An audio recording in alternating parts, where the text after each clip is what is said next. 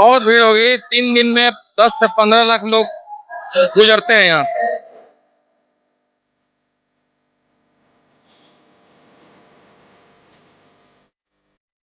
चाहे वो पंडाल हो, चाहे वो लाइटिंग की व्यवस्था हो, चाहे सुरक्षा की व्यवस्था हो,